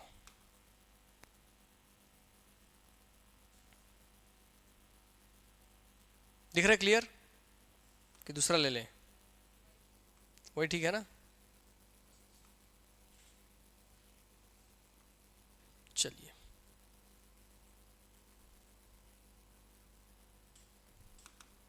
अब ध्यान से देखिए अपने भारत को, है ना, हमारा प्यारा भारत। आ जाओ भाई, कहाँ भाग रहे हो? चलो, तो आप देख रहे हैं कि हमारे ये जो भारत है, ध्यान समझने से सारे क्वेश्चंस आपके जितने पूछते एग्जाम में सब यहीं से निकलेंगे, कॉन्सेप्ट वाले। फैक्ट तो आपको वही रटा देंगे, कोई दिक्कत नहीं है। ये हमारा कौन हो गया? प्यारा भारत। हालांकि इसमें भाई पाकिस्तान का क्षेत्र शामिल कर लिया हूँ, है ना? हाँ, उसको छोड़ देते हैं। क्लियर हो गई बातें? चलिए, तो हमारे भाई बताइए, भारत के पश्चिम दिशा में कौन सा सागर है? अरेबियन सी या अरब सागर? कौन सा है? अरब सागर। पूर्वी दिशा में बंगाल की खाड़ी, दक्षिणी दिशा में हिंद महासागर या इंड ओशियन। तो छत्तीसगढ़ का ये कोना देखिए, यहाँ से पूरा ये कोना, ये पूरा कोना भैया कैसा है आपका? प्रायद्वीप है। क्या है ये? प्रायद्वीप। तो कोई भी भूमि का ऐसा टुकड़ा जो तीन ओर से भैया किससे घिरा हुआ हो? जल से घिरा हुआ, क्या कहलाता है? प्रायद्वीप या पेनिनसुला। क्लियर इतनी बातें? अब यार बहुत सारा क्वेश्चन मिलेगा, बहुत सारा क्वेश्चन पूछेंगे, बहुत सारा आपको आंसर देना होगा। अब बोलते हैं कि भारत में जो मानसून का प्रवेश होता है, ध्यान दीजिएगा कि भारत में जो मानसून का प्रवेश होता है वो आपके भारत का, आप दिशा को पहले पता ही, ये कौन सा दिशा है? पूर्व दिशा। ये कौन सा दिशा है? पश्चिम दिशा। ये कौन सा दिशा बाबू? उत्तर दिशा। ये कौन सा दिशा? दक्षिण दिशा। दाहिने तरफ हमसे क्या होगा? बोलो दाहिने तरफ। दाया नहीं पता चलता, दाहिने में राइट हैंड साइड तरफ हमसे कौन सा दिशा होगा? जब भी आप कॉपी देखो, किताब देखो, बोर्ड देखो, डिजिटल बोर्ड देखो, मैप देखो, आपको हमसे दाहिने तरफ कौन सा दिशा लेना है? बाएं हाथ तरफ, उस सर के तरफ और पैर के तरफ दक्षिण। क्लियर हो गई बातें? अब बोला जाता है कि भाई छत्तीसगढ़ में, भारत में जब भी मानसून का प्रवेश होता है तो मानसून का प्रवेश कहां से होता है? किस दिशा से होता है? दक्षिण पश्चिम दिशा। किस दिशा से? क्योंकि देखिए पूरा दिशा कौन सा है? दक्षिण और पश्चिम। कौन सा दिशा है ये? दक्षिण पश्चिम दिशा से। तो पहला क्वेश्चन यही पे आना चाहिए कि दक्षिण पश्चिम दिशा से ही क्यों हो रहा है भैया, बताइए आगमन। मैं बोलूं भैया इधर से क्यों नहीं हो रहा सर आपके? दक्षिण पूर्व से। मैं बोलता हूँ सीधा सीधा सीधा सर आपके पश्चिम से क्यों नहीं हो रहा? सीधा सीधा पूर्व से क्यों नहीं हो रहा? बताइए क्वेश्चंस, पहले क्वेश्चन का आंसर। हाँ तुम लोग नहीं, इंडियन ज्योग्राफी वालों बताइए, सोचिए कुछ भी अपने से बताइए। कौन कौन इंडियन ज्योग्राफी का पढ़ चुका है? पहले हाथ उठाइए, पहले उतने लोग, मेरे को छोड़ के कौन कौन पढ़ चुका है? अब उतने लोग हाथ उठाओ। आप लोग पढ़ लिए फिर भूल गए? वहां भी बोल रही, अरे गजब बेइज्जती है। तो बताइए कौन कौन इंडियन ज्योग्राफी पढ़े? हाथ उठाइए एक बार। हाँ, आप लोगों से जेन्युइन क्वेश्चन है, आप लोग इसको सोचिए, बताइए क्यों है ऐसा भाई? पढ़ तो लिए दक्षिणी पश्चिमी क्षेत्र से वर्षा होती है, इतने साल से तो पढ़ ही रहे हैं, तैयारी कर ही रहे हैं, और सुन रहे हैं चूक कहां पे होता है? कि कॉन्सेप्ट हमारा क्या है? Anti clockwise. चलो एंटी क्लॉकवाइज घुमाते हैं। ये एंटी क्लॉकवाइज ही क्लॉकवाइज है, तो फिर हवा तो ऐसे जाना चाहिए था, तो वर्षा इधर से आना चाहिए था, तो वर्षा इधर से आना चाहिए ना। और बोलो, और बताओ जितने लोग पढ़े हो आज तक, क्योंकि जीरो से अगर शुरू से कॉन्सेप्ट नहीं पढ़ेंगे तो सब दिक्कत जाएगा। कोशिश करो, बताओ और कुछ बोले भाई एंटी क्लॉकवाइज, तो उसको करके दिखाए, प्रूफ करके देखे ना हम लोग कि अगर एंटी क्लॉकवाइज हवा से प्रवेश करेगा तो इधर से भाई इधर से आना चाहिए, फिर तो दक्षिण पूर्वी शाखा से वर्षा होना चाहिए।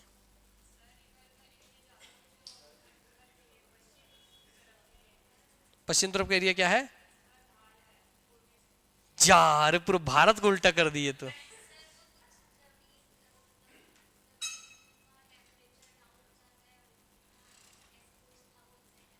हाँ तो उसको क्यों, तो ऐसे क्यों? हाँ गुलशन, आप लोगों को तो पढ़े हो, बताओ। चलो बोलो गुलशन।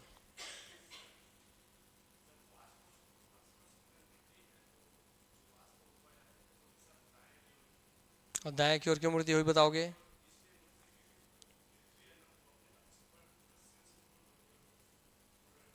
और घूमने से क्या होता है फिर?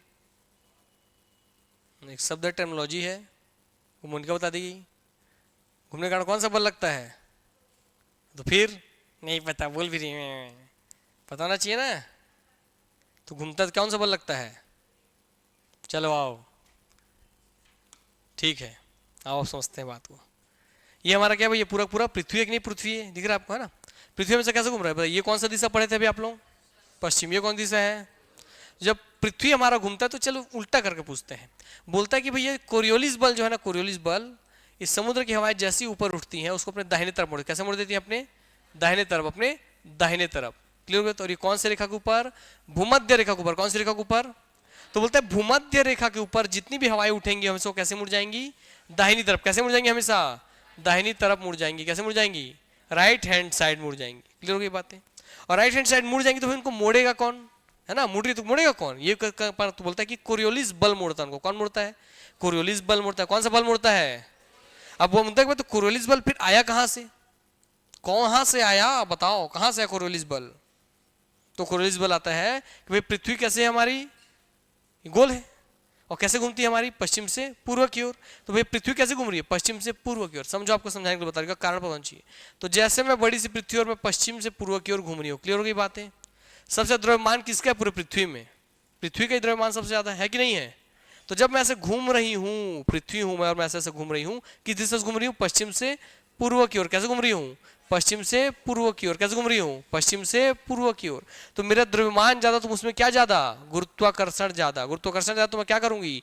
वायु हवा पानी सबको क्या अपनी तरफ खींच के रखूंगी, और जैसे मैं घूमूंगी उस दिशा में सब क्या घूमेंगे? मेरे अकॉर्डिंग ही घूमेंगे। इसलिए भैया हवाएं भी कैसे घूमेंगी? पश्चिम से पूर्व की ओर। कहाँ घूमेंगी? पश्चिम से पूर्व की ओर। आपको समझाने के लिए बताता कि डाउट क्लियर रहे। तो ये बताइए, अब हवा ये ऊपर उठा तो ये किधर जा रहा है? पश्चिम है और ये पूर्व है, तो कैसे जा रहा है? पश्चिम से पूर्व की ओर। पश्चिम से पूर्व की ओर जा रहा नहीं जा रहा है? क्लियर हो गई बातें? इसलिए भैया उत्तरी गोलार्ध में, पूरे उत्तरी गोलार्ध में भूमध्य रेखा से पूरे ऊपर हिस्से में हवाएं कैसे जाएंगी आपके? पश्चिम से पूर्व की ओर। क्लियर हो गई इतनी बातें? या पश्चिम से पूर्व से अच्छा रखेंगे, सही शब्द है राइट हैंड साइड। क्या बोलेंगे? Right hand side. अपने हमेशा दाहिनी तरफ घूमेंगे, पश्चिम पूर्व में आगे जाके कंफ्यूजन हो जाओगे, इसलिए क्या याद रखना अपने? कैसे मुड़ेगी? दाहिनी ओर मुड़ जाती है। कैसे मुड़ जाती है? कैसे मुड़ जाती है? तो बस दाहिनी ओर याद रखेंगे, राइट हैंड साइड मुड़ जाती है। क्लियर हो गई बातें? तो पृथ्वी के घूमने के कारण उसकी हवाएं भी पश्चिम से पूर्व घूमती हैं, हवाएं पश्चिम से पूर्व घूमती हैं। तो जो भी रेखाएं भैया आपके यहाँ से उठती हैं, भूमध्य रेखा से ऊपर की ओर उठती हैं, वो भैया राइट हैंड साइड मुड़ जाती है। राइट हैंड साइड भैया जब मुड़ेंगी तो भारत के कौन से टकराएंगी? दक्षिणी पश्चिम। कहाँ से टकराएंगी? तो जब समुद्र से हवाएं जा रही है तो समुद्र से क्या लेके जाएंगे? पानी की भाई खाना। तो पानी लेके जाएंगे तो क्या कराएंगी? ये वर्षा। इसलिए मानसून का आगमन कहाँ से होगा? दक्षिणी पश्चिमी दिशा से। कहाँ से? दक्षिणी पश्चिमी दिशा से। और किस बल के कारण? तो किस बल के कारण? बार बार बोलो, भूल जाओगे। कौन सा बल? कोरियोलिस बल। कौन सा बल? कौन सा बल? कोरियोलिस बल। कौन सा बल? और वही हवाएं जब आपके भैया भूमध्य रेखा से दक्षिणी गोलार्ध की ओर जाती हैं, कहाँ जाती हैं? तो भैया वो हमेशा अपनी बाईं ओर मुड़ जाती है। कैसे मुड़ जाती है? अपने बाईं ओर मुड़ जाती है। बताइए, यहां जब हवा जाती है अपनी बाईं ओर मुड़ रहा है, ऊपर हवा हमेशा दाईं ओर मुड़ रहा है। ऐसा क्यों? ऐसा क्यों हो रहा है कि उत्तरी गोलार्ध की हवाएं अपनी दाईं ओर मुड़ रही है, बाईं गोलार्ध की हवाएं अपनी बाईं ओर मुड़ रही है? ऐसा क्यों? पृथ्वी तो वैसे ही घूम रहा है, तो वैसे ही घूम रहा है, इसलिए कुल मिला के आप देखिए, इस हवा का दिशा भी इसी तरफ है और इस हवा का दिशा भी पूर्व मिला है, तो ऐसे तरफ ही है। जब हम ऐसे सेंस में देखेंगे तो अपनी बाईं ओर मुड़ता दिख रहा है, और ऐसे देखेंगे तो अपने कैसे मुड़ता दिख रहा है? दाईं तरफ। तो बाएं दाएं में कंफ्यूजन नहीं होना है। कुल मिला के आपको कॉन्सेप्ट याद रखना, कहा पश्चिम से पूर्व ओर ही मोड़ना है। ऊपर में गए तो पश्चिम से पूर्व मोड़िए तो हमेशा क्या हो गया? Right hand side. क्या हो गया? राइट हैंड साइड हो गया। अभी दक्षिणी गोलार्ध में जाए तो कैसा हो गया? ये कौन सी दिशा हो गया इसका? ऐसा है तो कौन? ये लेफ्ट हैंड साइड है कि नहीं? तो इसका कौन दिशा हो गया?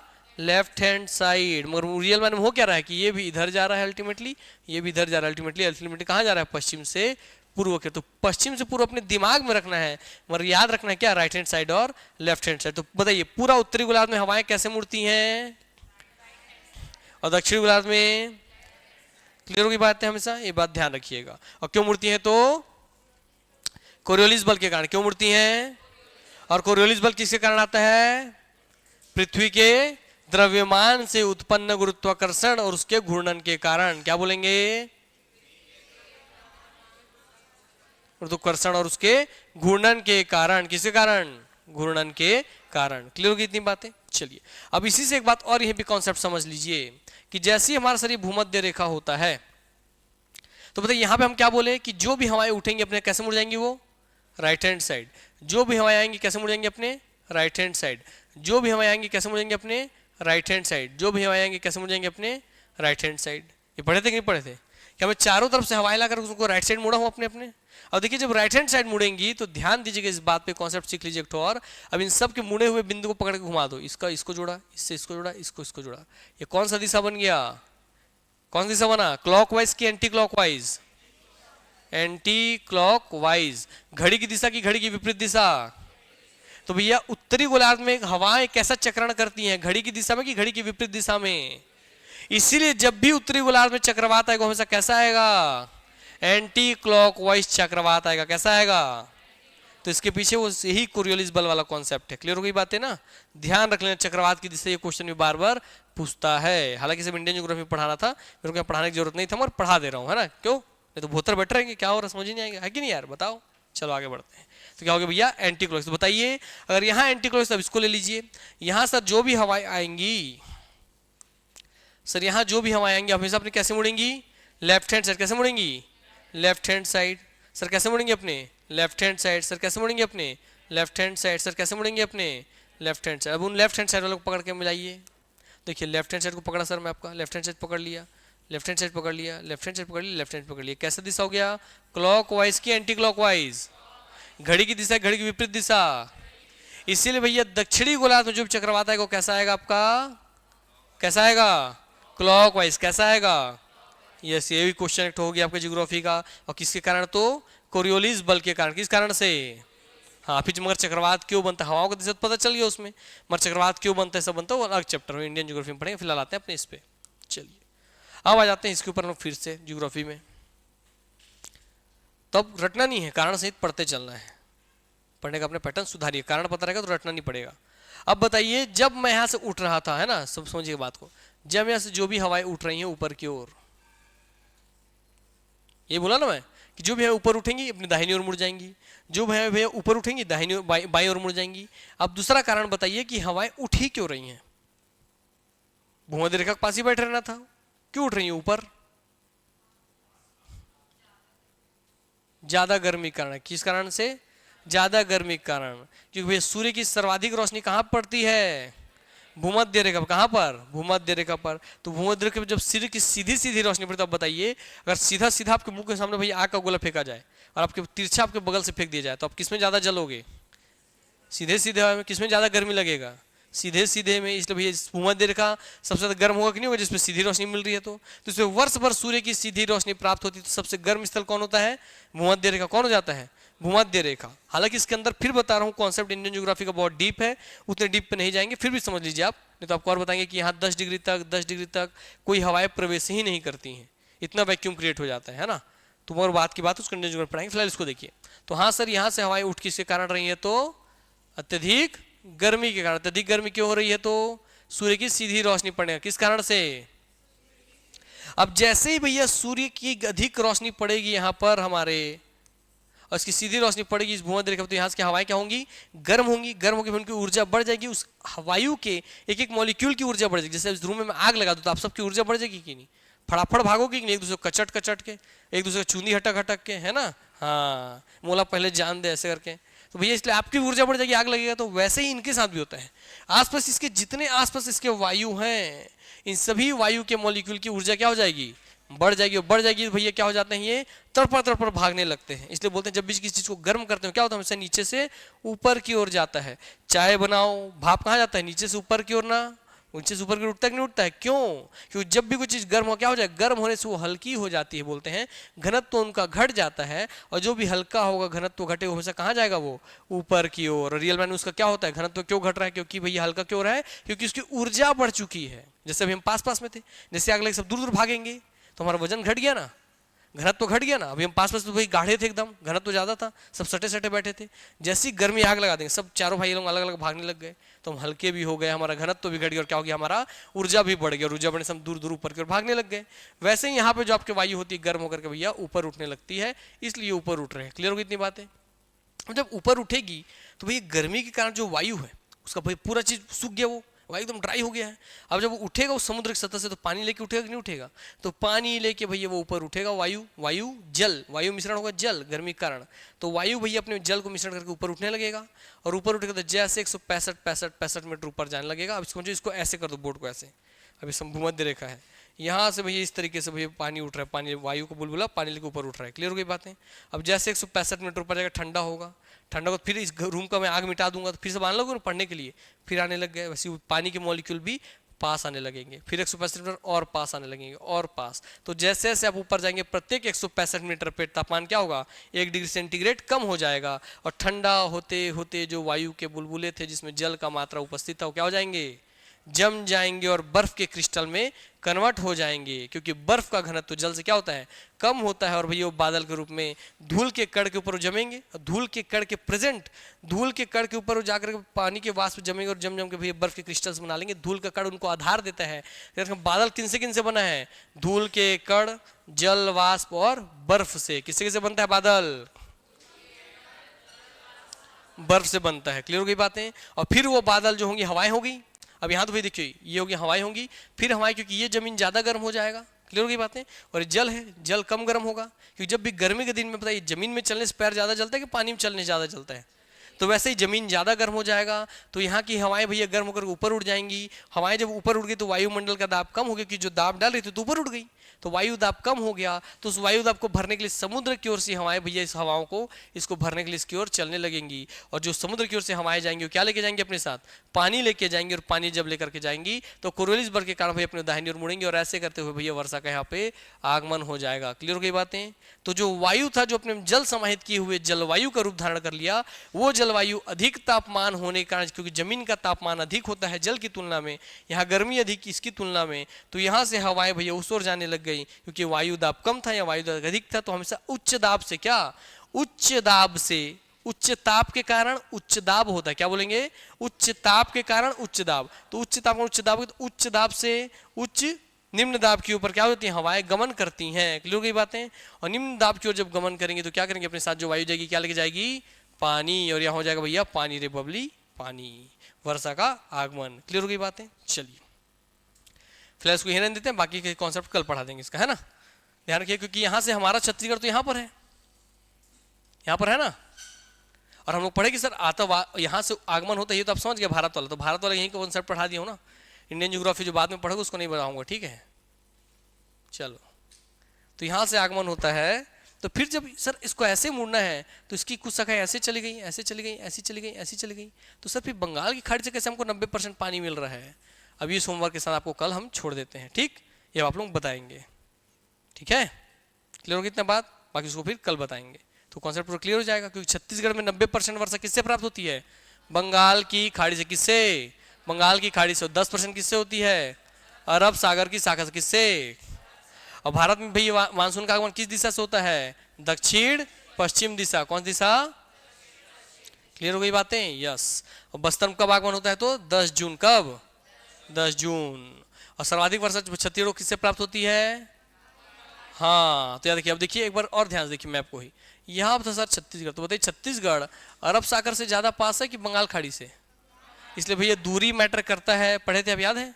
दूसरा उच्चावच मैटर करता है, क्योंकि यहाँ मैकल पर्वत श्रेणी आ जाएगा, या विंध्यन आ जाएगा, या सतपुड़ा आ जाएगा, तो यहाँ क्या मैटर करता है, उच्चावच मैटर करता है कि कहाँ से ज्यादा पानी प्राप्त होगा। क्लियर इतनी बात है ना। देखिए यहाँ से भाई कम दूरी है, तो जो हवा आएगा पानी ज्यादा ज्यादा लगे गिराएगा यहाँ पे, है ना, इसलिए 90% मिल रहा है। और मुद्दा यही है कि इधर से आ ही क्यों रहा है, 90% मिल रहा है, समझ में आ गया। दूरी कम है, उच्चावच इधर से नहीं है ना, इधर का भैया ढाल कम है पूर्वी तरफ का हमारे भारत का, तो उधर से आसानी से बादल प्रवेश कर जाते हैं, ठीक है। दक्षिण तरफ नहीं है, दक्षिण तरफ ऊंचा हिस्सा है, ठीक, तो सब पता करके आएंगे। और जो मानसून प्रवेश करती है इस बात का भी ध्यान रखेंगे, यहाँ पूरा ऊंची ऊंची भैया आपकी पहाड़ी चोटियां वगैरह हैं, तो मानसून इसके बगल बगल से जाते रहते, इसको प्रवेश कर ही नहीं पाती अच्छे से, फिर यहाँ से विंध्यन सतपुड़ा के भी सब प्रवेश करने लगती है। समझ में आ गई बात है ना। चलिए ठीक, और यहाँ से विंध्यन सतपुड़ा में प्रवेश करेगी तो नर्मदा में पानी गिराएगी, यहाँ जाके तो गंगा नदी बेसिन में जल गिराएगी, इस तरीके से काम होता है। ठीक, मिलता है नेक्स्ट क्लास, तब तक के लिए धन्यवाद।